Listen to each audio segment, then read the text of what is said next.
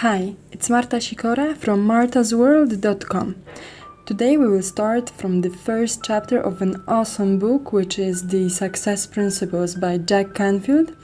It's gonna be from the 10th anniversary edition. I totally love the book. You can check out my introduction about it on my blog. Chapter number 1 is called Take 100% Responsibility for Your Life. As Jim Rohn is saying, you must take personal responsibility. You cannot change the circumstances, the seasons, or the wind, but you can change yourself. We tend to look for the reasons of our unsatisfying results in life outside. The reasons are the country, the economy, the weather, bad parents, mean friends, bad boss, lack of money, and so on. But the fact is, the only reason for all the results you currently have is you. That's a hard truth, and that's a tough concept to open our journey from. But until you will understand and accept it, embrace it totally, all the other principles in the book wouldn't make sense to you and wouldn't have impact in your life. Looking for the answers in the wrong place definitely will bring absolutely no effect. Now, a big question for you, and you should really take your time before you answer it. Are you taking 100% responsibility of your life? And if you do, it means you never complain, never blame anyone or anything. You understand that you created all that has ever happened to you, successes and failures. If not, can you decide now to start taking 100% responsibility of your life?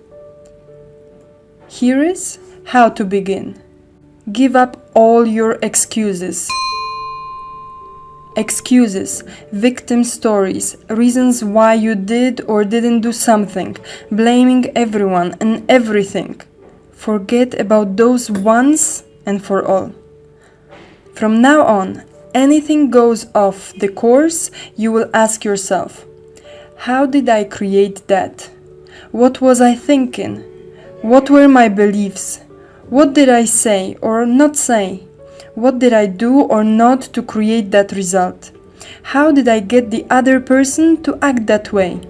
What do I need to do differently next time to get the result I want? To make the idea easier to understand, check the formula. E plus R equals O. Event plus response equals outcome. What does it mean? Everything you got in your life is the effect of your response to the events that occurred in your life. Okay, and what can we do about it? There are many ways you can play with it, but basically you have two choices. One, useless, on the way to any success, and one, preferable, to be taken. First of all, you can blame the event, E, for the outcome, O, you didn't like. We know that one. My husband did this, my friends did that, the weather was bad, the economy sucks, the government is not helping, my boss is crazy. Blaming all of those factors ever made your situation better? That's what I thought. And I'm not saying those circumstances don't exist. They do. But if they were the deciding factor, nobody would ever succeed, right? Jack phrases it perfectly. Lots of people overcome these so-called limiting factors. So it can't be the limiting factors that limit you. It is not the external conditions and circumstances that stop you. It's you. We stop ourselves. We think limiting thoughts and engage in self-defeating behaviors. We defend our self-destructive habits, such as drinking, smoking, not getting enough sleep, with indefensible logic. We ignore useful feedback, fail to consciously educate ourselves and learn new skills, waste time on the trivial aspects of our life, engage in the idle gossip, eat unhealthy food, fail to exercise, spend more money than we make, fail to invest in our future and avoid necessary conflict, fail to tell the uncomfortable truth, don't ask for what we want, and wonder why our lives don't work. The second option that you can take is you can change your response to the events until you get the outcome you desire. But what we mean by response? Response is what you say, what you do, what you think and believe, what you imagine. Those are the only things dependent 100% on you. Unfortunately, you let most of them run on autopilot, without your intention, thought or control. Habits are running your day. That has to stop, for you to regain control over your thoughts, your behaviors and imagination. Simple example to that. Have you ever noticed how differently people react to the same event? Let's say traffic. One person goes mad and curses because he will be late for work, and another, knowing that every day the traffic is so jammed, leaves her home a bit earlier, takes with her coffee and nice audiobook or audio program like this one, and enjoys time spent in traffic. Coming to work smiling, richer with new ideas she listened to, and delicious coffee drank already. In here, important suggestion. Until you will not understand the value of changing your responses and taking responsibility for your action and inaction, your thoughts and images you hold in your mind, there is no need to continue with me and with that book. Why would I say that? Because the rest of the book wouldn't make sense to you. That concept of E plus R equals O is the starting point. Without acknowledging it and implementing it into your life, you wouldn't move any farther with your life. How can I be so sure about it? Since you are with me, listening now, it means some stuff are not working in your life the way you please, and you are looking for a solution. Whatever you experience now is the result of previous responses to the past events, which means that if you want to get something better, you seek something more. You need to change your responses. Feeling a bit taken aback? Okay, let's just think for a moment. If what you are currently doing would produce the more and better that you are seeking in life, the more and better would have already shown up. So, if you want something different, you will have to do something different. Next big lesson. Give up all blaming. All blame is a waste of time. No matter how much fault you find with another, and regardless of how much you blame him, it will not change you. As Wayne Dyer said, you are the one to take action if you want to be the winner. Blaming will not change your situation even a bit. You are in the current place, current circumstances, because of your previous choices, thoughts, actions, behaviors, images, beliefs. It's all on you. As bad as that sounds, you will understand soon how much power it really gives you. When you do take action, you are in control. Give up all complaining. Why do we complain? Because we know there is something better out there that we don't have now. You complain about something or someone because you have a reference of something you prefer. There is more money, nicer friends, more loving partner, more fun, more free time, more beautiful house, better vacation home. But complaining is just as ineffective response to an event that brings you no desired outcome. We only complain of something that can be changed. We never complain of stuff we have no control over. Think gravity. It's just there. It affects you every day, and you don't ever complain about it. Even when you drop something, break that precious vase, you rather blame your clumsiness than complain about the gravity that let it fall and break, right? You not only never complain about gravity, but you actually learned how to use it to your advantage, just to mention engineering and sports. Don't you see that you only complain of the situations you have power over to control them and to change them? But for different reasons, you choose not to? You can change them by changing yourself, and that's the real reason why you complain. You can change yourself, but it's risky for you.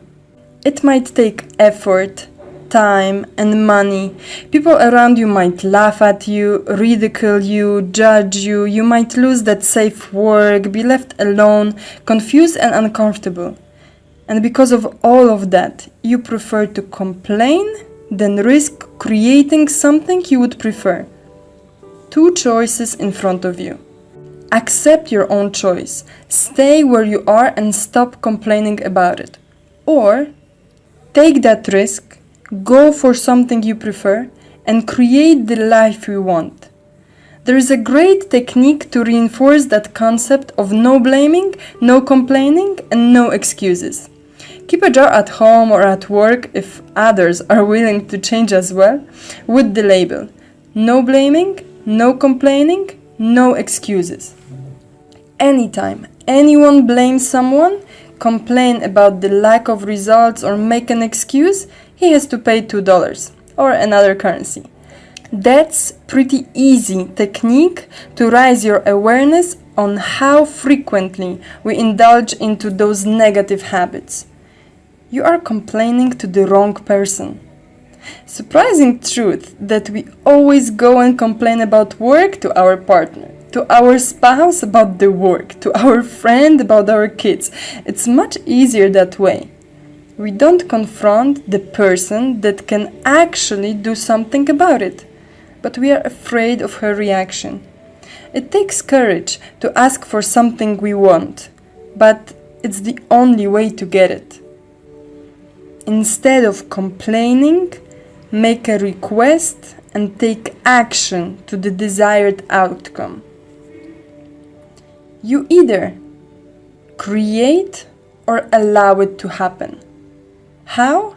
By your actions and inactions. That's why, to be powerful, you need to understand that whatever you do or whatever you just let happen, you are the one that created the result. It's quite simple to understand that our actions deliver the results, but our inactions?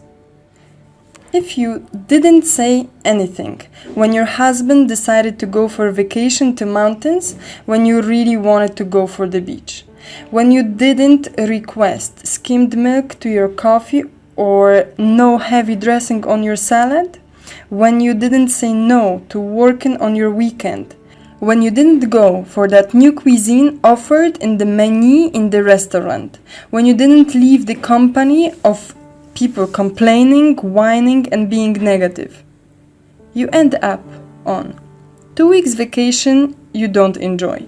You end up with few kilos here and there. You end up with loads of work and no free time. You end up not knowing the taste of new dish. You end up bitter and sad and upset.